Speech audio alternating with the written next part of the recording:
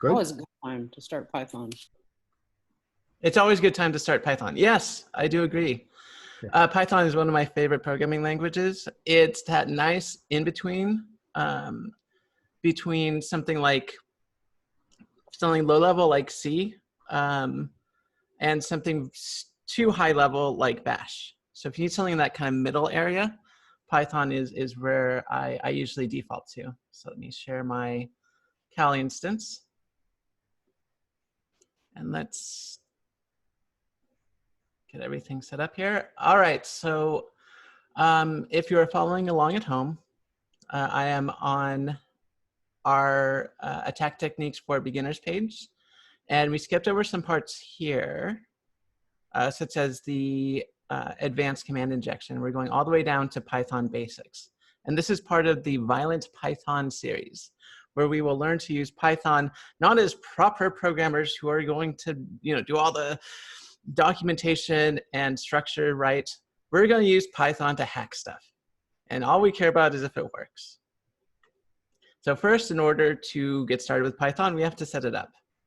And for this, I recommend either a cloud machine or your local machine. Either will work, but let's try it online first. So if we go to to.run, and there's a link here in the VP10 Python 3 setup page. If we go here, we'll see that we can get a little Python 3 interpreter in a web page. And we can type in our code where it says code here. It says code. We can type in some Python code. One of the most common functions in Python that you're ever going to use is called print.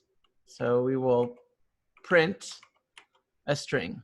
And print basically echoes whatever you put into the print function into the console. So we will type print hello world. So that is our hello world program. Now we are going to run it by clicking the run button up here. And here's our output. So we made our first Python hello world program. That's nice. Let's scroll down. We're going to do something a bit more complicated. OK. So the first flag here is to run the help function. And you'll do that within that web page. So it's just like running that print function I did before, only you're going to replace it with help. Next, we're going to try using the network. So we're going to import requests and try to get samsclass.info. Now, do you think that this website's going to allow us to do this? I think probably not. Let's see what happens. We are not getting any. Oh, there we go. Debug. Oh, lots of crashes. It's saying, oh, there's so many terrible things going on. Exception, exception.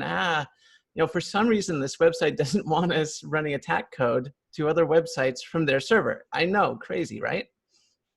So we're going to set up our own Python instances on our machines. You can do it locally or on the cloud. The setup procedure is roughly the same. If you go onto your cloud machine and type Python 3, and actually this is a cloud machine right now. If we type Python 3 -- version, we should see a Python 3 version number here.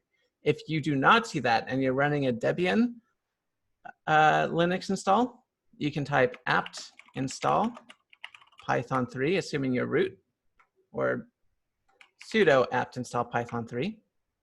If you're in Windows, you are going to have to go to the Python website, which is python.org, I believe.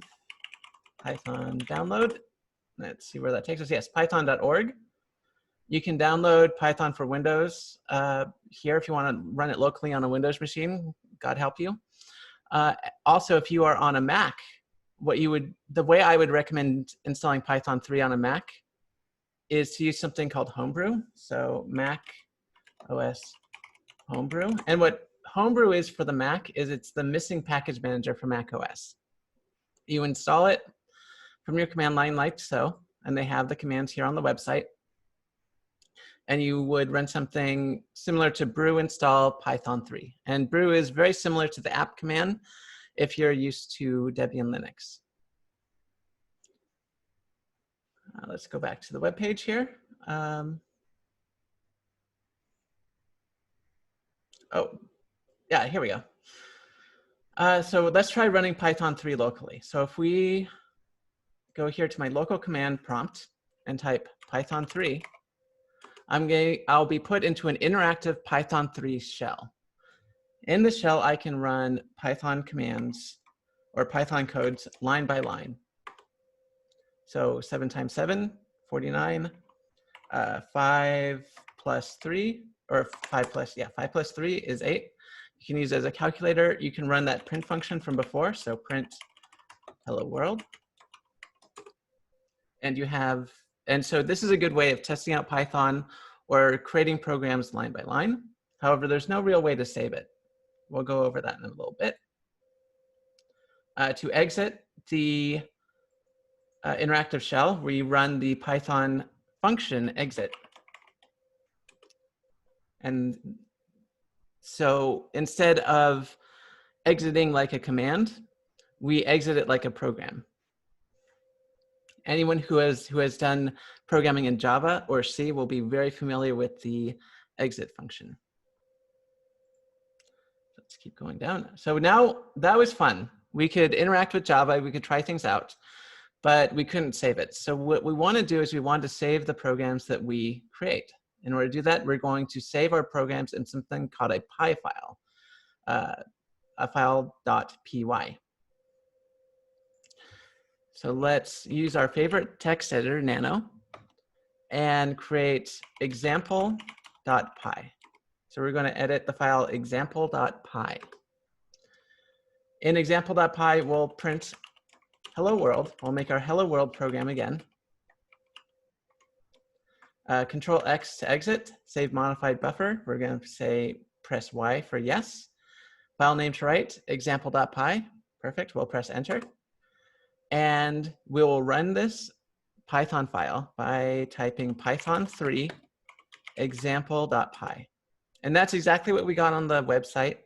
That's exactly what we got in the interactive shell here. But now it's saved to the file. It's saved to a file, so we can run it anytime we want.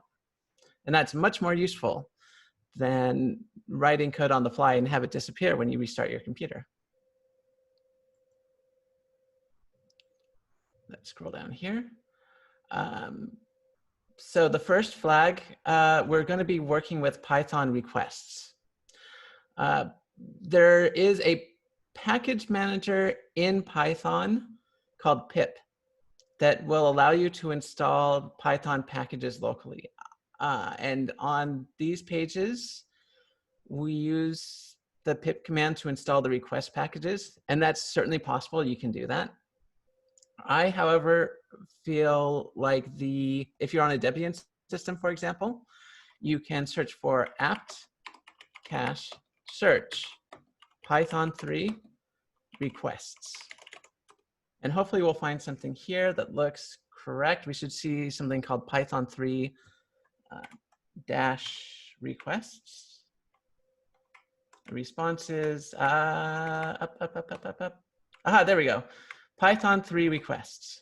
And so now we can install this package, this elegant and simple HTTP library for Python 3 by typing apt install Python 3 requests.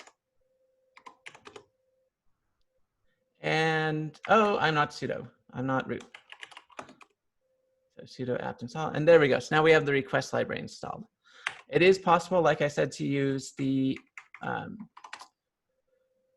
package manager built into Python 3 by running Python 3 -m for module pip install requests. And I'll essentially do the same thing. There we go. And now we're going to use the request module to grab samsclass.info. So what requests does is it's a library, and I'm going to assume most of you have some experience with programming and understand what a library is. So it's a collection of code that allows us to interact and download or post data to websites without getting into the nitty-gritty of the underlying sockets and ugliness there. So our program is going to be 3 lines long. I'm going to copy it. I'm going to make a new program. a new Python program called rec-example.py. I'm going to paste in that program. And let's go over this line by line. Line 1 says import requests. So we're telling Python, we're going to use the request library. The requests library, within the request library, there's the get function. And we are going to get https://samsclass.info. And we're going to save that in R. And then we are going to print the status code that we got as a reply to that request.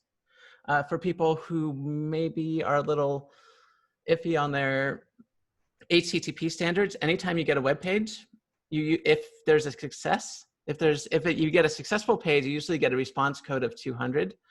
But if you find something that's missing, you get, of course, the famous error 404. So that's what we're looking for. We're going to look for something like 200, 404, 403, one of those response codes. So we're going to push Control X for exit. Save modified buffer, we're going to push the Y key for yes. File name is correct, so we'll push enter. And we'll run Python 3 rec-example.py.